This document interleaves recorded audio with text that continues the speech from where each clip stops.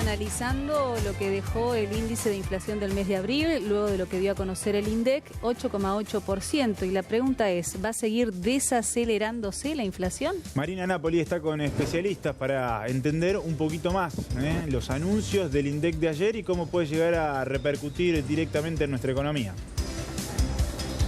Por supuesto, necesitamos de la ayuda de un economista para entender de qué se trata, porque cuando vemos que luego de 6 meses la inflación llegó a un dígito, uno se pone contento, pero claro, hay un montón de otras cosas que no se tuvieron en cuenta para poder llegar a ese número en la inflación. Por eso estamos con el economista Leo, que nos va a contar un poquito de qué se trata la noticia que nos enteramos en el día de ayer. Leo Piazza, contanos. Buen día. Hola, buen día. Bueno, lo primero que hay que decir que el índice de inflación del 8,8 lo analizamos de dos maneras. Una, la buena noticia es que del 26 bajó al 8,8, la inflación núcleo en el mes de abril dio el 6%, eso es muy bueno.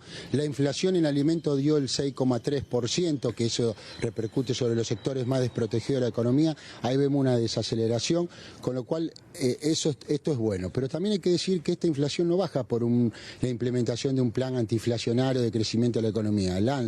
Se logra por plan de medidas macroeconómicas con liberación de precios sin ancla en salario, lo cual produjo una caída de la actividad económica y haga que este descenso de la inflación ya estemos en un dígito. Punto importante a decir, el 8,8, si bien es bueno, como yo decía, que está desacelerándose, es muy alto todavía porque es un 8 mensual, con lo cual, si no hay un plan de estabilización, si no hay un plan de crecimiento de la economía, no hay que enamorarse de estos planes de transición, con lo cual hay que tener mucho cuidado. ¿Por qué? Porque si entramos en un círculo virtuoso de acostumbrarnos a que estamos cómodos y no analizamos las causas de que lo que podría llegar en el futuro, podemos llegar a encontrarnos como una sorpresa, como ya tuvo en el pasado Argentina, ¿no? Leonardo, buena mañana. Luciano, Leo los está escuchando. Bien, buena mañana. Hola, Leonardo. buen día. ¿Cómo te va? ¿Hay una tendencia que va a seguir bajando esto? ¿Cuál es el panorama, al menos en corto plazo? Sí, yo creo que va a seguir bajando. Es muy probable que la desaceleración de los precios estemos en un 5%, es muy probable. Ya mayo vemos que en la primera semana se produce, pero hay que entender que es muy probable que estemos en el 4 o 5%, pero perforar eso ya va a costar más. Ya no se logra solamente con un ancla fiscal, no se logra con medidas de solamente baja tasa de interés, sino se va a necesitar un plan de estabilización en serio, con desregulaciones impositivas, regulaciones laborales, para que la economía pueda crecer sostenida en el tiempo, y de alguna manera ese crecimiento de la economía no solamente repercute en mejores salarios para los formales y mejores condiciones para los informales, para que pueda empezar a absorber y los precios tiendan a normalizarse o estabilizarse. Hay que entender que Argentina hoy, aún con el 8,8, que nosotros por ahí lo estamos viendo como bueno, es la inflación más alta del mundo. Hay que entender que un 8,8% mensual es una inflación altísima. Por eso insisto que no hay que enamorarse de estos planes de transición. El gobierno tiene que tener la cabeza en el hecho de decir, lograr las leyes que necesitan en el Congreso, lograr el pacto fiscal para tener un acuerdo muy bueno con los gobernadores, para que de esta manera pueda lanzar un plan de estabilización en serio, con crecimiento de la economía, y que el sector privado sea pujante, por supuesto con la balanza energética como viene, que viene muy bien, con saldos positivos como no se había visto nunca, el campo con una cosecha muy buena, si bien no es la de la anterior a la sequía, pero es mucho mejor que la de la sequía. Ahí yo creo que entramos en un punto de inflexión donde la política, como digo yo, tiene que consensuar y verdaderamente lanzar un plan económico a largo plazo, porque si no esto va a ser momentáneo. O sea, te diría, es bueno, pero hay que estar alerta. Bueno, a propósito de eso, porque en la sensación térmica uno ve que algunos precios se reacomodaron, otros se quedaron quietitos, algunos hasta bajaron, pero en la cotidiana, en la diaria, ¿qué puede esperar la gente? Porque hay cosas que uno sabe, subieron y no van a bajar. El ejemplo, los servicios, por ejemplo. Bueno, si uno analiza el índice del 8,8, ve que lo que logra el 8,8, yo te diría son dos indicadores. Uno, la baja de los alimentos al 6%, y la otra, el congelamiento en el AMBA de las tarifas. Con lo cual, porque los precios regulados en el índice de inflación del 8,8 aumentaron el 15%. Por eso, yo creo que lo que vamos a ver ahora te diría, estamos viendo en mayo y es muy probable que se extienda a junio, es los asalariados formales que tienen el techo de la paritaria, es muy probable que le empiecen a ganar a la inflación, los formales. Aclaremos que el mapa laboral en Argentina solamente el 33% son salarios formales, los que controla la CGT, por de alguna manera decirlo. Los informales todavía siguen ahí dando vueltas, por eso yo insisto, el Pacto de Mayo con el acuerdo con los gobernadores, donde se pueden amigar, puede haber presupuestos para obra pública, eso puede mover muchísimo en la economía doméstica, en la economía de los pueblos del interior, como digo yo, y de las provincias. La ley base para la desregulación laboral y la impositiva van a hacer que sí ahí pueda de alguna manera lanzar un plan de estabilidad a largo plazo. Y siempre mirando que la Argentina sigue con cepo, con lo cual el 5% que de alguna manera puede lograr el gobierno de inflación, nosotros lo vemos muy difícil de perforar para abajo, si no hay de alguna forma esto que yo estoy comentando, la política, liberar el cepo y que la economía empiece a fluir más, no con force, como digo yo ahora. Ahora, en mayo, es muy probable que las prepagas retrotraigan un 20%, esto que yo digo, congelamiento de tarifa, o sea, no hay que enamorarse de los planes de transición, como digo yo. Esto es un plan de transición, no es un plan de estabilización. ¿Qué va a pasar con el dólar en todo este escenario económico? Porque pareciera que no estamos hablando tanto del dólar porque se estancó, está quietito y se mueve poco, en definitiva.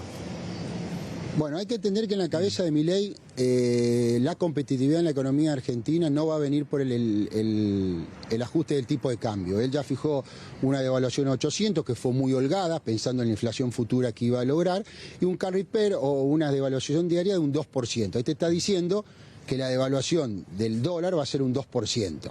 Ahora, dicho esto, hay muchos economistas, analistas y colegas que dicen que la competitividad a veces se logra solamente ajustando el tipo de cambio. Cuando vos ajustás el tipo de cambio oficial o la devaluación, va en contramano del salario real.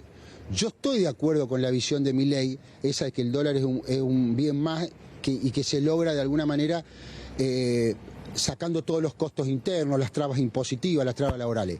Pero lo que pasa es que la economía argentina está tan degradada que en el mientras tanto eso no es fácil lograr. Hoy los precios relativos siguen distorsionados. Tenemos precios en dólares muy altos y precios en dólares muy baratos. Hasta que no acomodemos todos esos melones o hasta que no se acomoden todos estos melones de precio relativo, y el cepo es uno también, de alguna manera, no se va a lograr esto de que la competitividad se logre solamente sacando precios, distorsiones laborales, distorsiones impositivas, etcétera, etcétera, etcétera. Con lo cual, yo te diría que entramos en un trimestre de transición. Insisto en lo político, insisto en el hecho de que se necesita un plan de estabilización de largo plazo y si el gobierno necesita recuperar reservas para de alguna forma tener dólares para poder liberar el cepo, ¿no? Y la pregunta es, ¿con qué ahorran aquellos que pueden ahorrar? Porque el Banco Nación volvió a bajar las tasas de interés, digamos, y eso también repercute en la economía diaria. Bueno, es muy probable que el crédito vuelva a aparecer, ya está apareciendo. Vos fíjate que las pymes ya hoy se están animando a vender a 30, 60, 90 días, recibiendo cheques, recibiendo facturas a plazo. Vos ves que las tarjetas de crédito están a 12 meses. Es muy probable que haya una batería de préstamos personales. ¿Por qué? Porque los bancos comerciales, al bajarle la tasa, lo que está haciendo el gobierno es licuarle los pases que antes eran la bola del ELIC, o sea, las tasas que le van a pagar a los bancos comerciales, el Banco Central, son tasas negativas. Eso obliga a los bancos a no prestarle más al Estado y prestarle al sector privado. Eso va a ser un desafío para los bancos y que lo estamos viendo. Ahora, hay que recordar esto, la macroeconomía es tasa de inflación, tipo de cambio y tasa de interés. La tasa de evaluación es el 2%. La tasa de interés bajándola al 10%, como la bajó del 50 a 40, está en el 3,5%. Y la inflación podría llegar en mayo al 5%. Vos ahí ya tenés distorsiones, no sé si me explico. Con lo cual, hasta que vos no acomodes eso, hasta que vos no acomodes esos tres valores, es muy difícil que nosotros podamos pensar que esto vino para quedarse. Claro. Luciano, Sí. Gisela, y ya que está también preguntarle a Leonardo, porque claro, uno habla de macroeconomía, habla de dólares, pero el ciudadano de a pie que está en la casa, ¿cuándo va a notar una mejoría? ¿O va a notar una mejoría? Porque hoy en día ese ciudadano tiene un aumento en las facturas, pero también está hablando de trueque. Empiezan las ferias de trueque, se complica mucho el día a día. Bueno, estamos en una economía recesiva. Esto es lo que se llama esta inflación. con peligro a depresión. Insisto, los salarios formales, los que están cubiertos por una paritaria, van a empezar a ganarle a la inflación y ahí podés empezar a ver alguna mejoría. Los informales todavía no van a ver esta mejoría.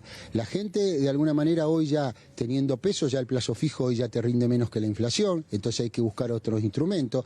Yo insisto, los inmuebles todavía están de alguna forma a precio, están un 15% más abajo.